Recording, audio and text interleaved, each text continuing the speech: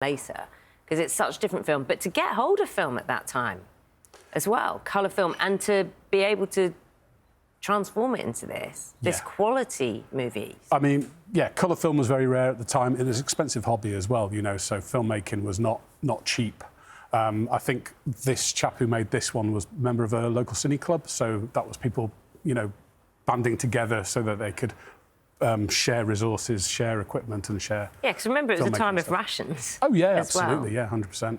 Now, we were mentioning before that someone watching this morning, sitting at home, it is perfectly plausible that they would recognise themselves. They're young people, there are children there. The time difference means that that is plausible. Certainly, members of your family, your parents or grandparents or whatever. Have you had occasion, because I know you've got a lot of film yourselves, haven't you? Yes. Have you had occasion where people have got in touch saying, do you know what, I think I was there, or, you know, this is my story? Oh, absolutely, 100%. So, you know, by taking the films out of the collection and showing them to people, that's how you find other people. So we have a VE Day street party, which was filmed on Melbourne Street in Clayton, I think, East Manchester. OK. And by taking that out, we managed to find someone who was at it and then show that film back to their relatives like years and years later. OK, Nick, help us with this. There we go. This is it now, yeah. That's the footage. And so people seeing this are looking at those images and thinking, these are people either I know or it's me.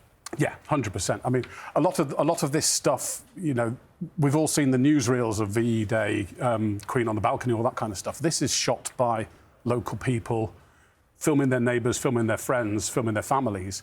So, you know, it's got a sort of more personal feel to it, I think, than the usual footage. In a way, that is precisely the point, is the detail of it. It's like you can see the teapot being poured. You can see, you almost work out what the sandwiches are. Yep. It's that kind of level of detail, isn't it? Oh, I told a lie. We have got VE Day footage in colour.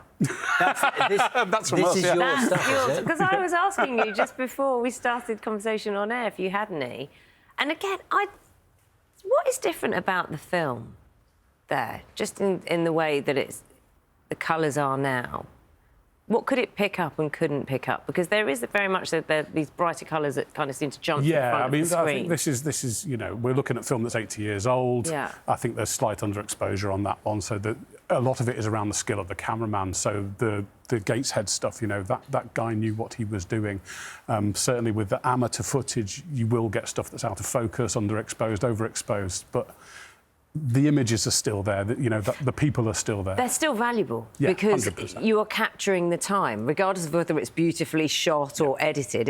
That's not the point, is it? This is witnessing history. Yeah, and, you know, a small reel of standard 8 film, I think this is 16mm, but, you know, a small reel of film would be 3 minutes, 3.5 minutes maximum, so you had to be sparing with what you shot. You had to be, you know, think about it. It's not like a videotape where you had 3 hours and you could just push play and let it run. Yeah, do you know what? I'm thinking, Nick, the passing of time means there will be people who are dying now who witnessed that day. That's the reality of what, you know, time passes. And that also means that maybe stored away somewhere in people's homes are things that they've not thought about for years and years, and I guess that's where stills images or moving images like this often come from. Would that be right? Yeah. I mean, a lot of our, you know, by taking footage out of our archives, showing it to people, then that reminds people that they might have stuff. You know, that Auntie Doris has died and she made films when she was younger, and where are they? Are they, you know, stored in an attic somewhere? And I mean, it can be difficult, I guess, if you've got some footage. You might not have the means to play it. No. For example, well, you almost certainly wouldn't. So how do people go about getting the stuff shown so they can see it, but also other people can share it? Well, as I said earlier, there's a network of regional and national film archives across the country that are looking for, you know, most of our collection is amateur footage. It's about home movies, it's about social history. So if you get in touch with your local film archive, then they will be able to advise. We would advise against projecting things. It can damage films, you know. It's Hold on, explain that. So advise against what, sorry? Projection. Meaning doing it yourself? Don't stick it on a projector, no.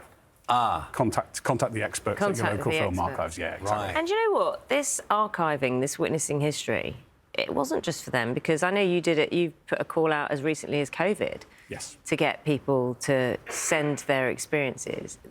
We're doing this all for the future. Yeah, I mean, that's the thing. Even if it's shot yesterday, that's the archive of the future. You know, I don't think those people filming their street party thought that we would be watching that 80 years later, in much the same way that people maybe during COVID thought, you know, this is just a moment in time and we'll move on. But if we don't preserve those images, if we don't preserve those stories, then they get lost. Yeah, and of course, the stories get passed in different ways, don't they? And the telling of a story is one thing, and we still have people who can tell the story of VE Day now, but those times will pass, won't they? And so the visual imagery, the sounds and what it looked like become more and more valuable. Really interesting. Thank you. Nick, You're on the thank you search very much. permanently, aren't you? Always, yes. If anyone's watching now and they've got something tucked away... Nick Gladden from the Northwest Film Archive. Thank you. Thank you. You know, VE Day is just 3 weeks away. It's 8th of May. And if you are marking it this year, perhaps having a street party to celebrate, do let us know. You can get in touch in the usual ways, as you can see, all down there on the screen. 8:40 is the time now.